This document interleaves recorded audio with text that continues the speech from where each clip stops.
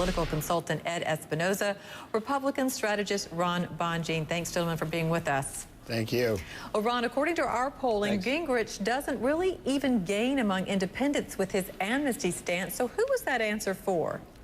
Yeah, I don't think it was really a smart thing to say. I think that answer was coming out of Professor Gingrich and not necessarily Republican candidate Gingrich. I mean, that may be something he truly believes in, but if you want to play in places like Iowa, in key primary states, New Hampshire, South Carolina, you're going to have to focus on what Republican primary voters wanted.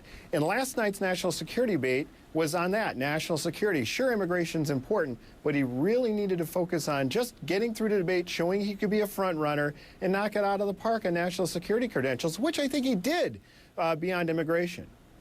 And Ed, you say if Newt were to stumble a bit due to this, we could get a brokered convention. What do you mean by that? Well, first of all, to Ron's point, you're exactly right. This is probably a good policy statement to make, but not necessarily good politics for a Republican primary. It took a debate on national security for us to get an honest discussion on immigration reform, which is what we really need in this country right now. But if Newt Gingrich stumbles in the polls because of this comment, we're now left with a Republican field where virtually every viable candidate has been in the lead at one point or another. And you could see a situation where we don't have a consensus candidate for the Republicans by January or February, even by March. Now, there's a couple of important points to make here. 4 polls came out last week, all of them showing Gingrich in front.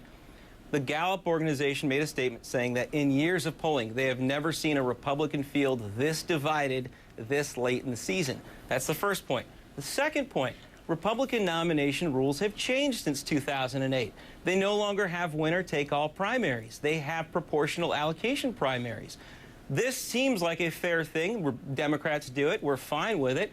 But on the Republican side, it creates more fracturing, and you have a very real possibility of a brokered Republican convention in August. There's an article on Salon.com about it today. I tweeted about it this morning. Goes into depth a little bit more about it. It should be interesting as they continue to rotate in their front-runner status, if they do that. Ron, let me ask you, did Perry or Kaine help themselves last night?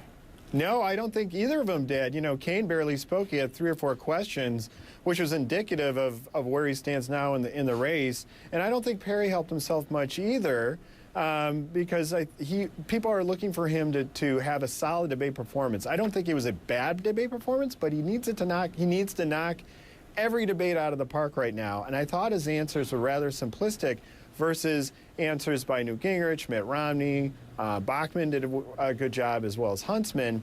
So I think those two still have a lot of work to do to increase their chances of getting the nomination. Ed, what about you on the others, say Huntsman and Bachmann last night on security issues? What do I think of Huntsman? They showed Sorry. They showed a little bit of gravitas on those issues, but unfortunately, I just don't think they made enough traction. I actually think Herman Cain calling Wolf Blitzer Blitz had more of a lasting impression than Huntsman or Bachmann did last night.